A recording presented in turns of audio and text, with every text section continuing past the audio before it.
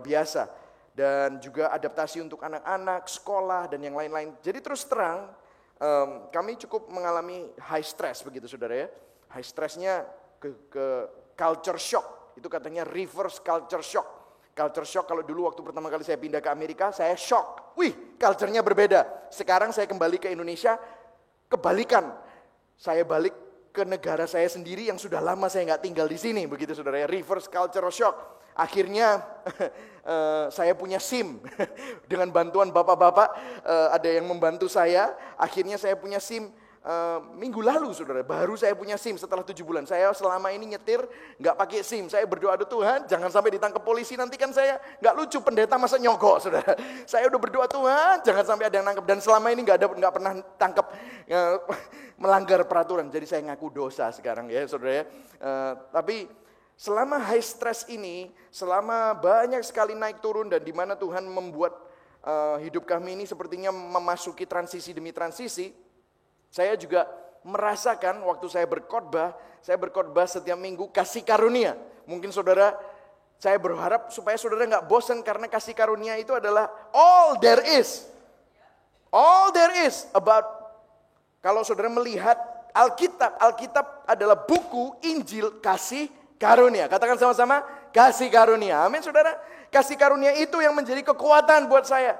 Jadi waktu saya berkhotbah itu juga membawa hidup saya. Matius 11 ayat 28 benar-benar menjadi kehidupan buat saya. Marilah datang kepadaku yang letih, lesu, dan berbeban berat. Yesaya 40 ayat 30 dan 31. Bahwa teruna-teruna akan jatuh tersandung. Mereka akan menjadi letih, menjadi lesu. Tetapi orang-orang yang menanti-nantikan Tuhan, waktu kita datang kepada Yesus, kita mendapatkan kelegaan, kekuatan kita diperbaharui. Kasih karunia itu yang memperbaharui kehidupan saya, sehingga beban-beban apapun yang saya alami itu jadi enteng. Karena kuk yang diberikan oleh Tuhan Yesus itu enak dan bebannya itu ringan. Amin saudara. Itu yang membuat saya dikuatkan dan membuat saya meskipun mungkin ada tantangan, meskipun ada sesuatu yang tidak enak, meskipun kadang-kadang hati saya sedih karena mungkin ada hal-hal yang mengganggu saya yang saya nggak bisa ceritakan, tapi saya tahu Yesus bersama dengan saya dan Dia menyuruh saya untuk jalan terus, Dia menyuruh saya terus ada di dalam jalur ini. Dan saya percaya rencananya tidak pernah gagal dan tidak bisa digagalkan oleh manusia. Yang setuju katakan amin. Yang setuju bisa tepuk tangan untuk Tuhan Yesus. Amin saudara. Karena Dia lebih besar, Dia lebih tinggi daripada apa yang kita bisa bayangkan. Nah hari ini saudara, saya ingin mengajak kita semua untuk melihat nama yang terakhir dari 4 nama yang kita selama ini sudah baca di dalam Yesaya 9 ayat 6-7. Dan saya bingung juga, saya nggak nyangka kalau ternyata minggu terakhir di tahun 2014 ini jatuh kepada nama satu ini saudara. Wow, saya sendiri waktu milih nama-nama yang akan saya bahas selama 3 minggu di dalam bulan Desember ini, saya nggak plan bahwa minggu yang terakhir di 2014 kita akan membahas nama Allah yang perkasa. Katakan sama-sama, Allah yang perkasa. Kita baca sama-sama dari yang pertama, oke? Ayat 6, 1, 2, 3. Sebab seorang putra telah, lambang pemerintahan ada, dan namanya disebutkan orang, penasehat ajaib, Allah yang perkasa, Bapa yang kekal, Raja damai. Minggu pertama kita belajar tentang Bapa yang kekal. Dia tidak cuma mengampuni saudara, Dia tidak cuma memulihkan saudara, tetapi mengangkat Anda untuk menjadi anak. Amin. Katakan kepada dirimu sendiri, saya anak Allah. Amin. Anda menjadi bagian dari keluarganya. Saudara masih ingat saya berbicara bahwa bukan Anda yang memilih Tuhan, tetapi Anda dipilih. Bukan kamu yang memilih aku, tetapi aku yang memilih kamu. Yesus berkata begitu kepada kita. Dan Dia memanggil kita. Katakan, saya dipanggil. Amin. Kalau saudara ada di sini, saudara bisa duduk di sini. Bukan saudara yang memutuskan untuk ikut Yesus, tapi Yesus yang sudah menggugah hati saudara. Roh Kudus yang bekerja di dalam hati saudara. Amin. Dia memanggil saudara. Dia mengangkat saudara menjadi anak. Dan minggu kedua kita belajar tentang penasehat yang ajaib, ya kan? Penasehat yang ajaib itu Yaats, Pele Yaats gitu. Pele Yaats yaitu tidak bisa diutarakan oleh kata-kata, bahwa bahwa Tuhan Yesus itu dia juga penasehat yang ajaib. Keajaibannya itu ada di dalam dirimu. Makanya Yesus menjadi manusia karena dia mau untuk mengerti semua pergumulan kita. Yesus mengerti, Yesus peduli. Terus yang ketiga, Yesus memberi dirinya sendiri untuk saudara. Kalau saudara mau mendapatkan DVD-nya saudara atau CD-nya saudara, supaya Anda di encourage untuk 2015 ini Anda mempunyai penasehat ajaib. Dan tanggal 25 hari Natal, waktu kita ada service, saya berbicara tentang Prince of Peace, Raja Damai. Dia memberikan kita warisan dari surga, yaitu damai. Shalom, katakan sama-sama, shalom, amin. Katakan pada kanan kirimu, kamu punya shalom, amin. Itu dari Yesus. Saudara tahu itu damai tidak bisa dibeli. Damai itu tidak bisa didapatkan dimanapun selain di dalam Yesus. Dan dia bilang, damai itu kutinggalkan, damai sejahtera kuwariskan kepadamu. Saudara belajar hari Kamis yang lalu. Peace, what keeps, what grace gives. Damai sejahtera menjaga dan memelihara apa yang kasih karunia berikan dan lakukan di dalam hidup saudara. Masih ingat tentang perempuan yang mengalami pendarahan? Dia mempunyai ekspektasi bahwa dia disembuhkan. Bahasa aslinya adalah sozo. Disembuhkan itu artinya dia cuma mau mendapatkan kesembuhan. Kalau dulu sakit, sekarang sembuh. Kalau dulu belum selamat, sekarang diselamatkan. Tetapi Yesus berkata, go into my peace. Masuklah ke dalam shalom yang aku berikan kepadamu. Maka kamu akan bukan hanya menerima sozo, tapi huegas. Huegas bahasa aslinya artinya kalau saudara kehilangan tangan itu akan tumbuh apa yang dulu pernah saudara hilang. Apakah saudara pernah bangkrut? Apakah saudara pernah dicuri dalam kehidupanmu? Apakah damai sejahteramu pernah hilang? Tuhan ingin memberikannya dan mengembalikannya kepada hidup saudara. Amin saudara. Dia nggak cuma hanya memulihkan saudara, menyembuhkan saudara dari sekarang, tapi dia juga mau mengembalikan apa yang pernah hilang. Makanya apa yang Tuhan berikan itu selalu lebih daripada apa yang saudara pikirkan. Amin. Yang setuju katakan amin. Amin. Yang setuju katakan yes. Haleluya. Makanya hari ini saya mau berbicara tentang Allah yang perkasa, saudara. Saudara, Allah yang perkasa ini luar biasa sekali. Makanya cocok waktu kita meninggalkan tahun 2014, masuk ke tahun 2015, biarlah saudara mendapatkan pewahyuan bahwa Tuhan Allah yang perkasa itu bersama dengan saudara dan dia ada di dalam saudara. Nah, bahasa aslinya adalah El Gibor. Apa saudara? Baca sama-sama. El Gibor artinya mighty God. Terjemahan lain artinya adalah juara, champion, pahlawan, hero, vigorous, kuat saudara. Nah ini mungkin ada beberapa cowok-cowok juga senang. El Gibor artinya jantan saudara. Wah, nih jantan saudara, banyak kumis begitu saudara. Bukan itu, bukan. Kopiku mantap, keras. Apa namanya? Jelek, that's not good. Tapi jantan begitu saudara ya. El Gibor maksudnya Elohim itu adalah nama Tuhan. Tuhan Allah, dialah adalah juaranya, dia adalah pemenangnya, dialah adalah pahlawannya. El Gibor itu maksudnya dia adalah Allah yang perkasa. Saudara, kata-kata Gibor itu muncul 58 kali di Perjanjian Lama. Pahlawan-pahlawan Daud juga disebut Gibor, artinya perkasa. Dan beberapa pahlawan Daud itu asalnya, believe it or not, percaya atau tidak, asalnya dari kota namanya Gibeon. Wah, saudara, Gibeon, Gibor itu adalah akar kata dari Gibeon, yang maksudnya Gibeon itu adalah orang-orang yang di dalam dari Gibeon digambarkan sebagai orang-orang yang perkasa. Nah, loh, saudara ini kalau saudara ada tergabung di dalam gereja Gibeon artinya saudara perkasa. Katakan pada kanan kirimu, kamu ini perkasa di dalam Yesus. Amin saudara. Katanya pejuang yang kuat. Gibor, Gibeon artinya pejuang yang kuat, pejuang yang berpengalaman.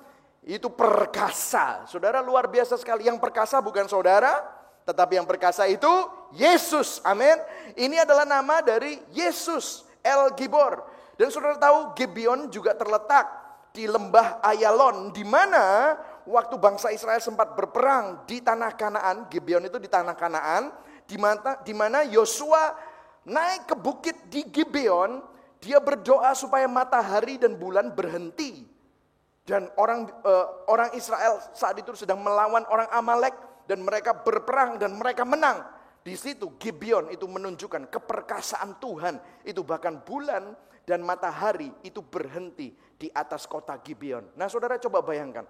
Ini adalah menjadi identitas kita di dalam Yesus, yaitu yang namanya El Gibor, yang artinya Anda dan saya itu perkasa di dalam Yesus. Itu adalah warisan kita, Gibeon. Amin, saudara. Jadi saudara, dalam kehidupan kita jangan pernah takut. Kalau saudara tergabung di dalam jemaat Gibeon, bukan namanya sakti, saudara, tetapi Yesus yang sakti dalam kehidupan kita. Amin, amin. Katakan pada kanan kirimu, kamu ini perkasa di dalam Yesus. Amin. Nah, biarlah saudara di akhir tahun 2014 memasuki tahun 2015, kita dikuatkan oleh firman yang mengingatkan kita bahwa Allah kita adalah Allah yang perkasa. Yeremia 32 ayat 17, baca sama-sama. Ini ada depannya saudara, maksudnya apa saudara? Sepertinya gitu saudara ya. Kalau bahasa Inggrisnya gitu, oke. Latihan dulu, oke. 1, 2, 3, gitu saudara ya. Kita baca ya, 1, 2, 3, Tuhan Allah, sesungguhnya Engkaulah yang telah menjadikan langit dan bumi dengan kekuatanmu yang besar. Gibor, El Gibor, dengan kekuatan yang besar.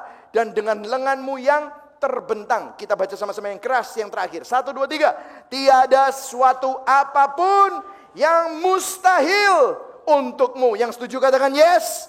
Yang setuju katakan amin. Amin. Tidak ada yang mustahil.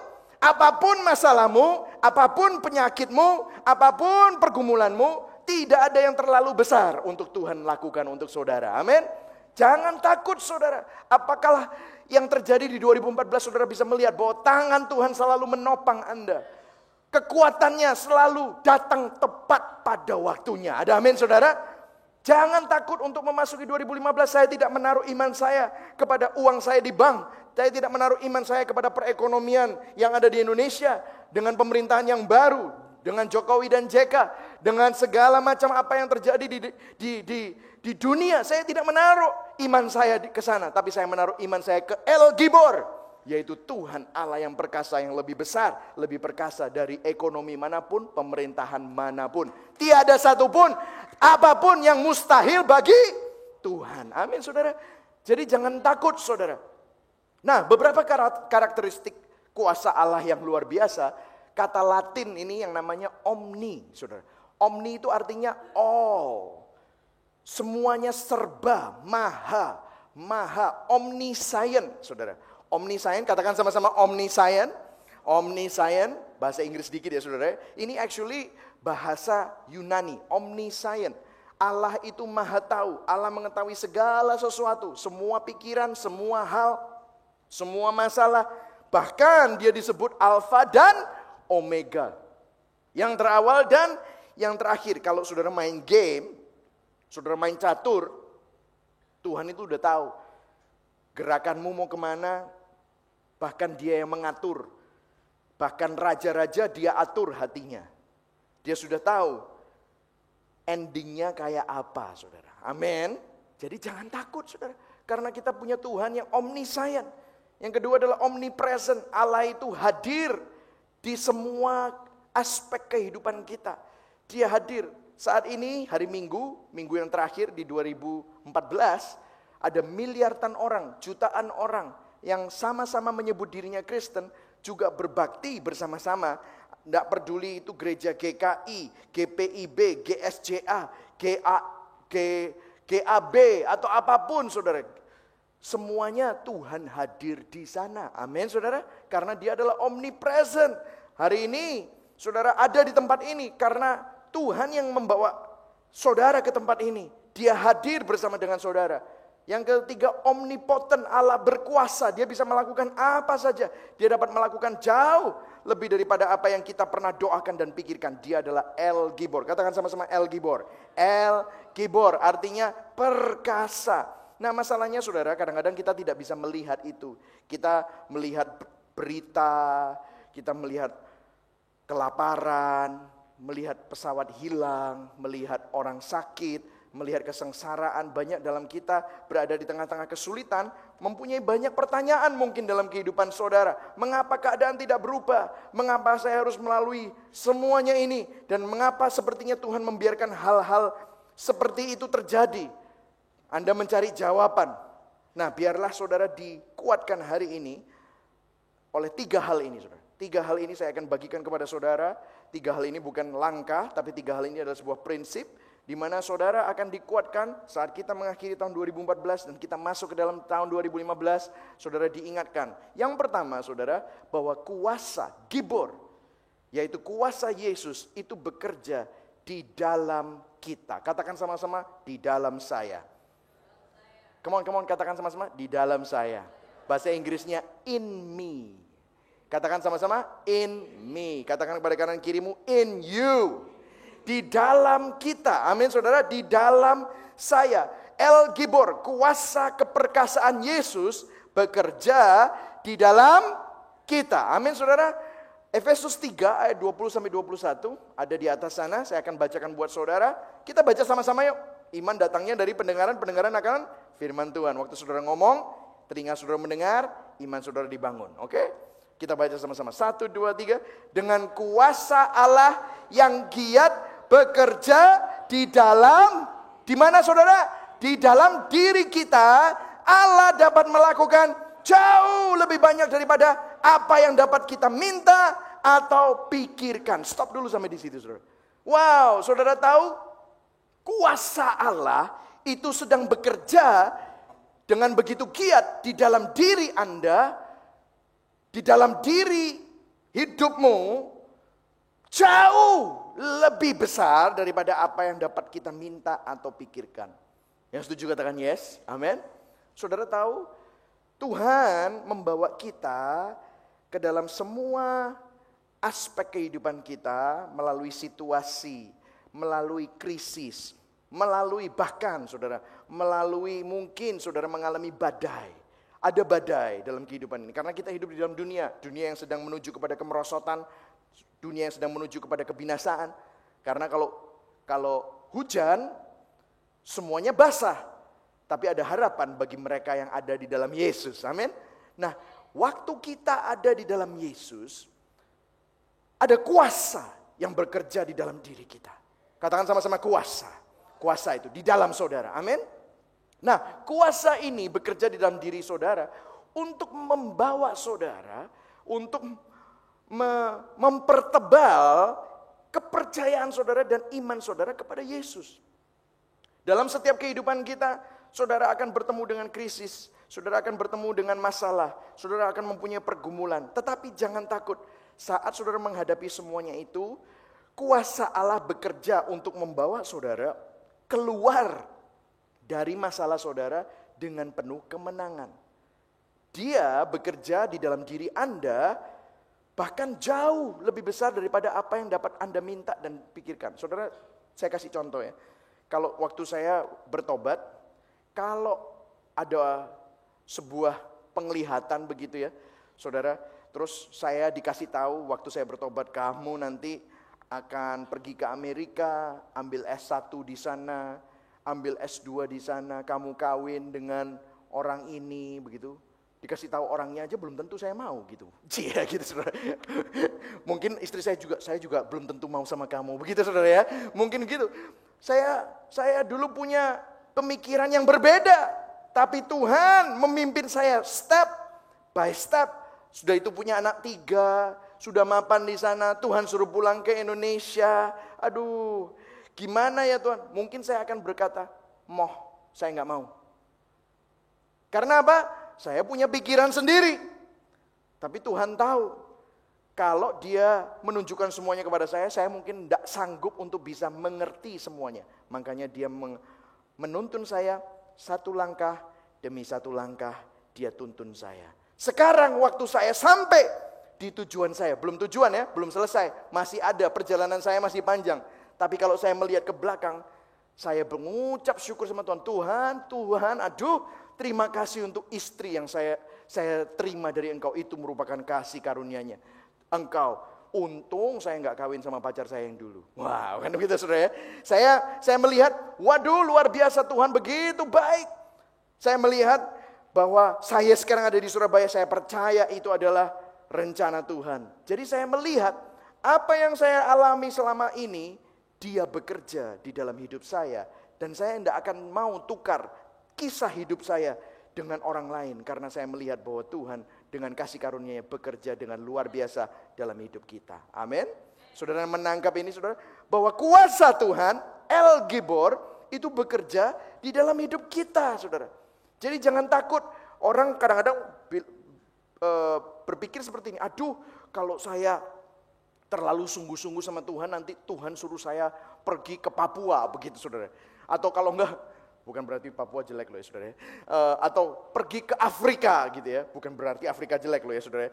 Afrika, tapi saudara saya mau kasih tahu, orang-orang yang pergi ke Papua, orang-orang yang pergi ke Afrika, mereka itu sudah dikasih desire sama Tuhan. Tuhan buka jalan untuk saya bisa pergi ke sana. Mereka kepingin, kenapa? Tuhan yang memanggil. Ada amin saudara? Itu artinya apa saudara? Kasih kuasa Tuhan itu bekerja di dalam kehidupan kita. Lebih daripada apa yang kita minta atau kita pikirkan. Coba saya gak pernah mimpi saya bisa jadi pendeta saudara. Mungkin kalau dulu saya masih umur 17 tahun dikasih tahu saya jadi pendeta. Gak mau saudara. Gak mau. Saya dulu paling benci sama pendeta gitu. Saya gak mau, gak mungkin. Tapi saudara, saat Tuhan memanggil, saat saya gak pernah pikirkan, tapi Tuhan memikirkan untuk saya. Makanya dalam kehidupan saya sepertinya semua aspek kehidupan saya ada kesaksiannya. Karena saya melihat kuasa Tuhan bekerja di dalam kita. Dan lihat ini saudara, selanjutnya ya, hendaknya. Oke, kita baca sama-sama hendaknya, yang keras ya, 1, 2, 3. Hendaknya Allah dimuliakan turun-temurun di dalam jemaat melalui Kristus Yesus. Terpujilah Allah selama-lamanya. Saudara, saya mau memberitahu kepada kita semua, kadang-kadang kita punya salah faham. Kalau kita masuk ke dalam hubungan di dalam Yesus, kadang-kadang kita berusaha menggunakan Yesus sebagai sarana untuk mendapatkan apa yang kita inginkan. Padahal Tuhan bekerja di dalam kehidupan kita untuk supaya dirinya dimuliakan melalui kehidupan saudara dan saya.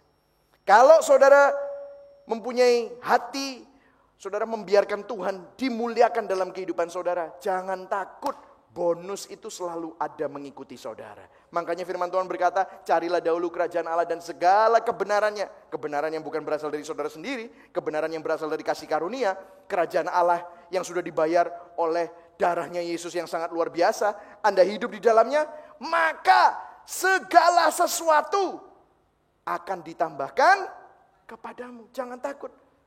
Tapi ini semua untuk siapa saudara? Kemuliaan Tuhan di dalam kehidupan kita. Bahkan Yesus berkata begini saudara. Yohanes 17 ayat 22. Aku telah memberikan kepada mereka kemuliaan yang engkau berikan kepadaku. Maksudnya apa? Yesus mempunyai kemuliaan dari Allah, diberikan kepada saudara. Diberikan kepada siapa? Saudara, kita. Amin.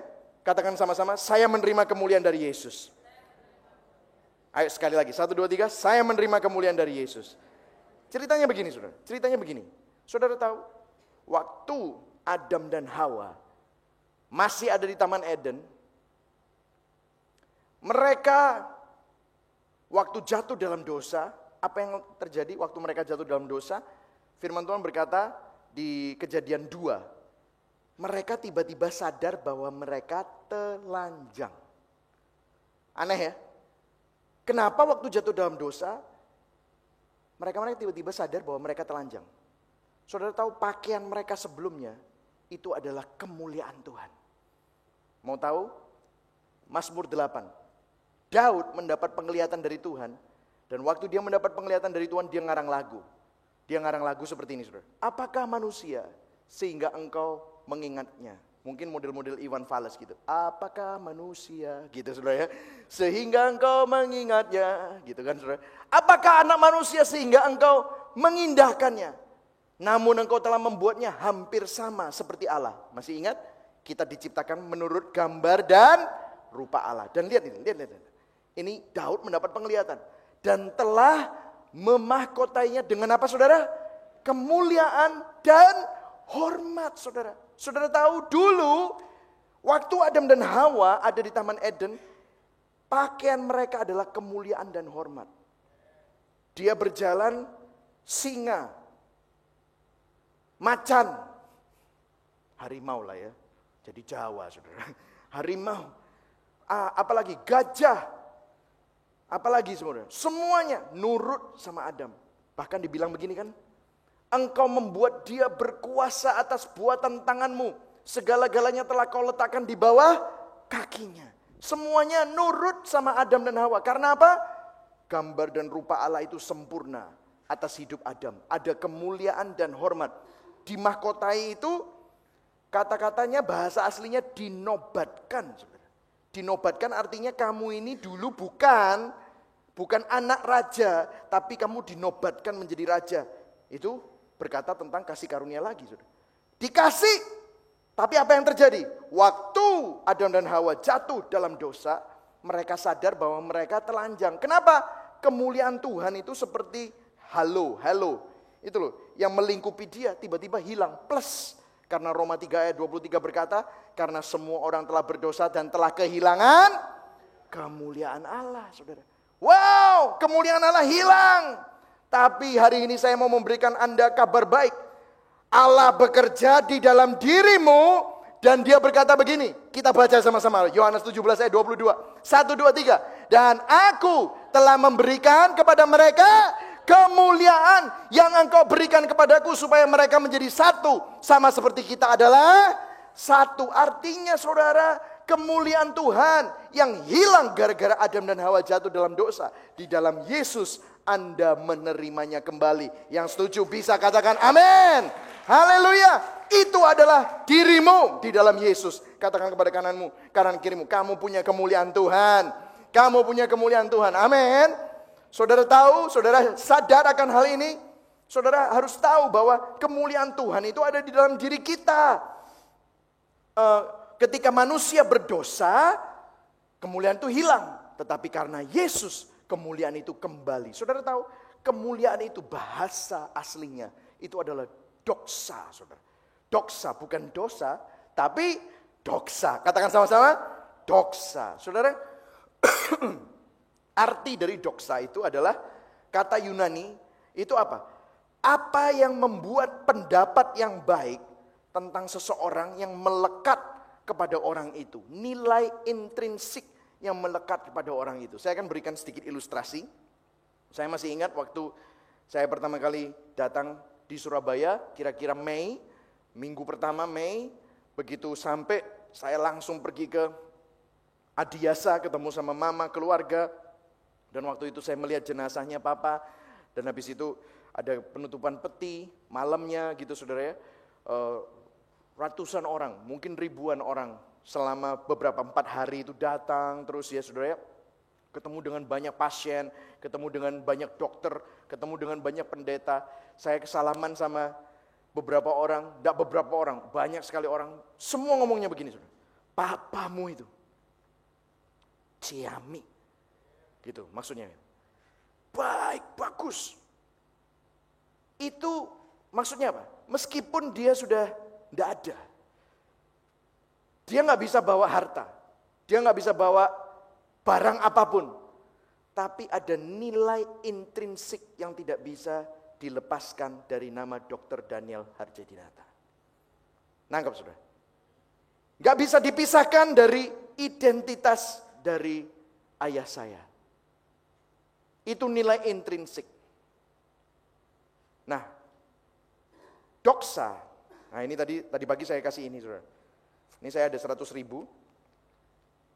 Ini cukup bagus lah 100.000-nya ya. Kenapa saya pakai duit supaya saudara selalu menyimak. Kalau pakai duit semuanya pasti menyimak ya.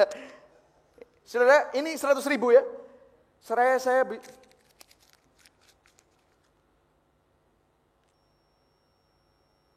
seperti kertas udah di ringkel-ringkel. Saya beginiin. Saya injek-injek. Saya ludahin. Cuh. Masih mau? Nah, ada yang bilang mau, langsung mau. Ayo, mata duitan kamu ya, ayo. Kenapa kok masih mau? Karena apa? Nilainya sama, saudara. Nilainya sama, enggak peduli ini mau lecek, mau baru, tetap aja nilainya sama. Tetap 100 ribu, kamu ke pasar, kamu ke McDonald masih bisa beli burger, saudara. Masih tetap aja bisa beli bensin. Ke SPBU, beli bensin, bisa memenuhi tangki sepeda motor saudara. Amin. Kenapa kok bisa begitu? Itu artinya doksa. Artinya nilainya tidak peduli. Dalam kehidupan kita, mungkin kita sempat mengalami pergumulan, mungkin sempat kita jatuh bangun, mungkin sempat kita gagal.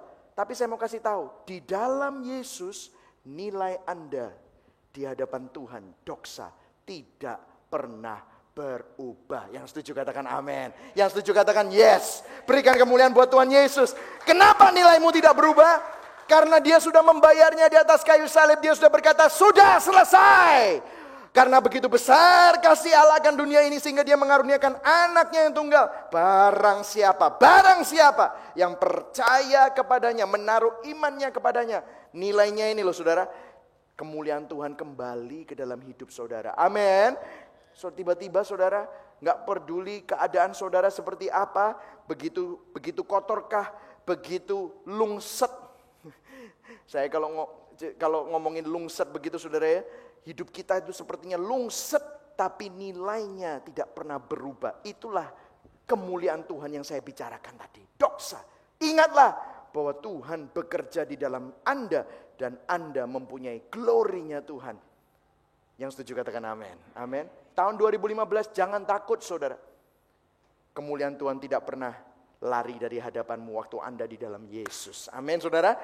Tuhan bekerja dalam hidupmu. Yang kedua saudara, kuasa Yesus bekerja untuk kita. Bahasa Inggrisnya for you, for me. Katakan sama-sama for me. For me, katakan sama-sama for me. Katakan pada kanan kirimu, for you too. Amin.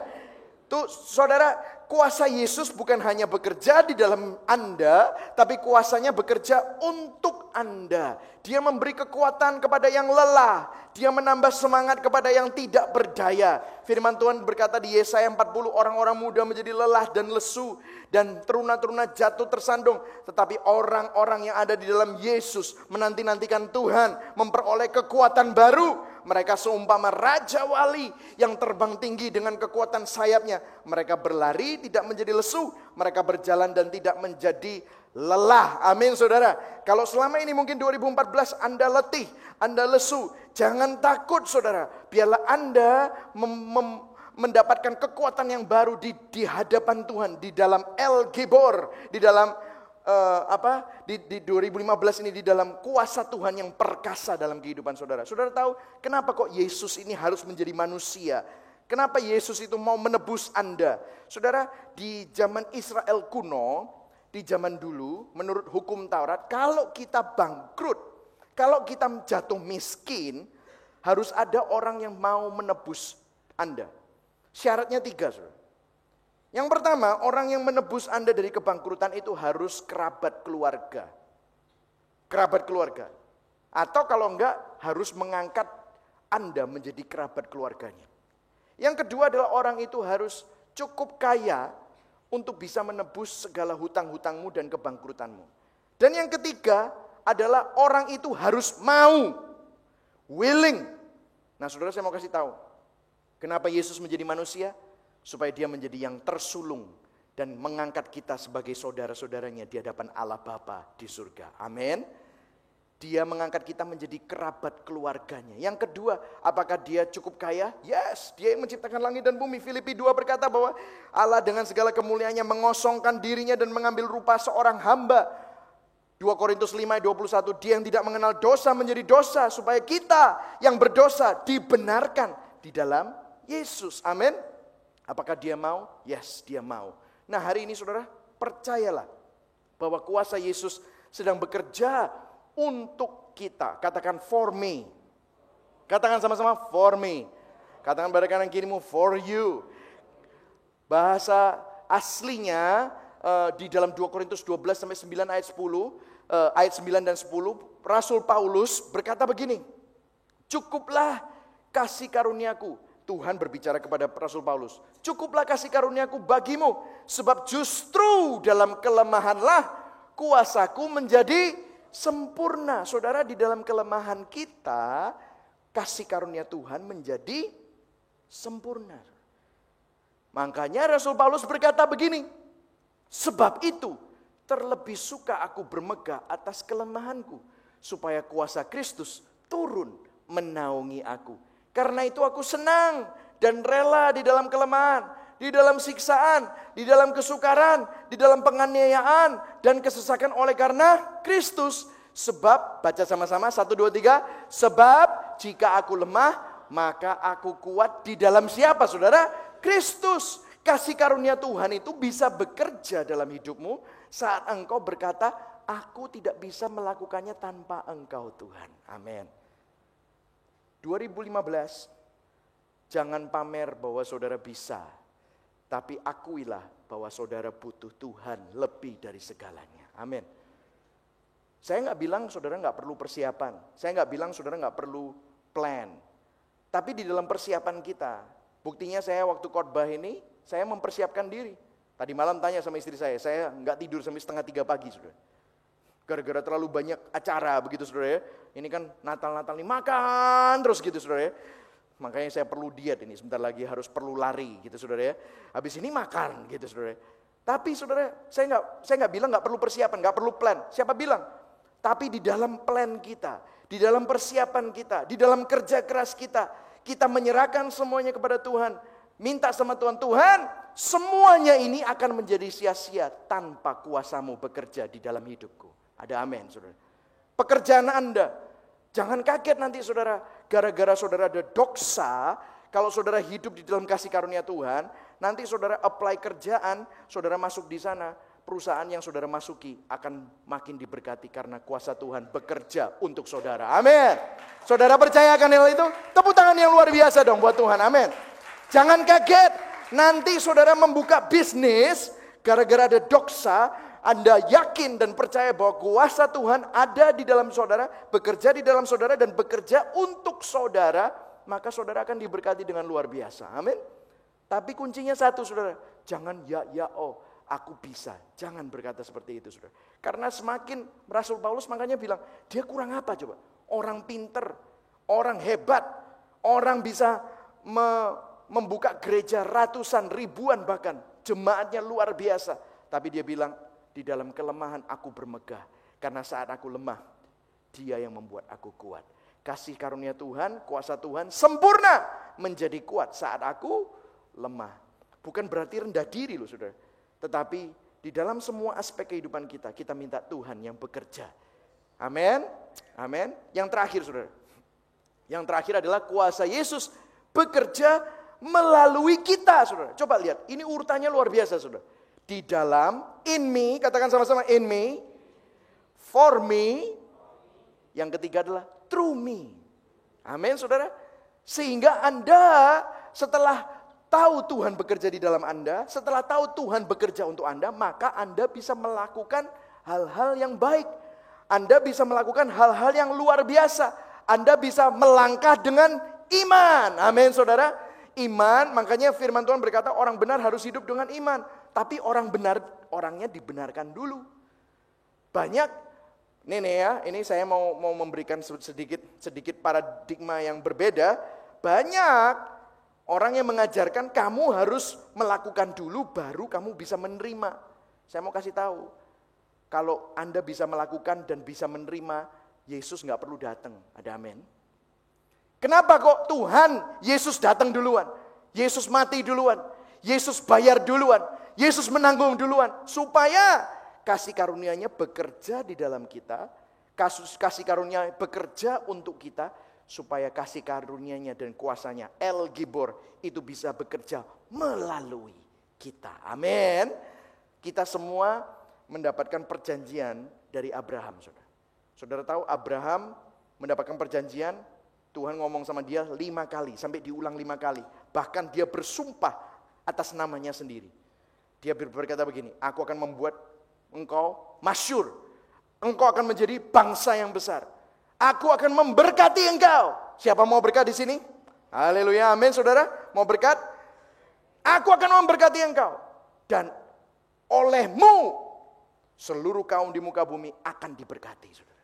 Hari ini, saudara, kita ada di dalam perjanjian Abraham, di dalam perjanjian baru. Bukan karena kita orang Yahudi, tetapi karena kita ada di dalam Yesus. Ada firman yang berkata di 2 Korintus 12 ayat 9-10. Abraham percaya kepada Allah, maka Allah memperhitungkan hal itu kepadanya sebagai kebenaran. Jadi kamu lihat bahwa mereka yang hidup dari iman, mereka itulah anak-anak Abraham. Katakan pada kanan kirimu, kamu anak Abraham, bro. Kamu anak Abraham, amin. Saya anak Abraham, amin. Saudara anak Abraham karena iman saudara. Karena itu saudara akan diberkati. Tapi berkat itu gak pernah berhenti. Anda diberkati untuk menjadi berkat. Anda dipulihkan untuk membawa pemulihan. Amin saudara. Anda dikasihi untuk dapat mengasihi. Hari ini saudara, tahun 2015 saya berdoa.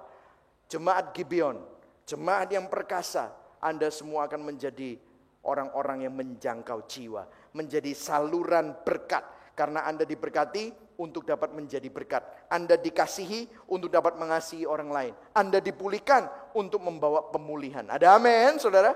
Firman Tuhan berkata, ini yang terakhir, saudara. Kisah Para Rasul 1 ayat 8. Kita bangkit berdiri, kita baca sama-sama yuk. Kita baca sama-sama.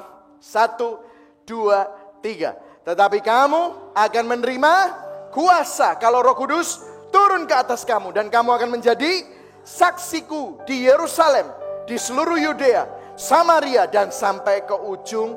Saudara, mungkin ada banyak dari antara saudara berkata, kenapa ya Tuhan? Kok saya sering dengar Pastor Michael ini ngomong begini, Yesus yang ada di dalam saya, Yesus yang ada di dalam Benny Hinn, Maurice Serolo, Philip Mantova, nah, siapa lagi saudara?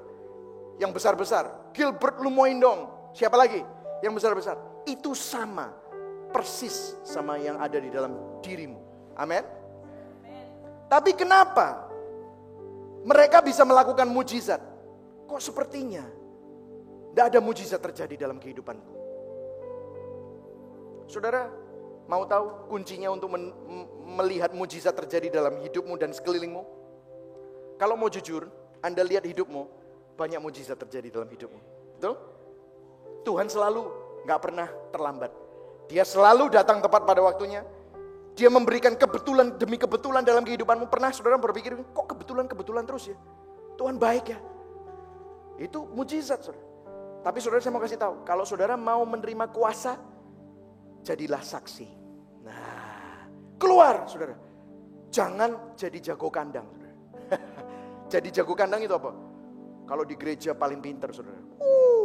Kalau doa, ciamik. Tapi saat kita gak cuman hanya di dalam gereja, keluar, jadi saksi di mana saudara? Yerusalem, Yudea, Samaria, sampai ke ujung bumi. Waktu Anda melakukan itu, saya akan yakin hidupmu akan dipenuhi dengan mujizat. Orang-orang di sekelilingmu akan menerima mujizat melalui hidupmu. Saudara yang setuju katakan, amin. Berikan kemuliaan buat Tuhan Yesus. Kamu akan menerima kuasa. Kuasa itu sudah milik Anda. Anda sudah punya doksa, nilaimu. Saudara tahu, bukan perbuatanmu, bukan puasamu, bukan doamu, tapi Yesus sudah melakukan segala-galanya untuk kita semua.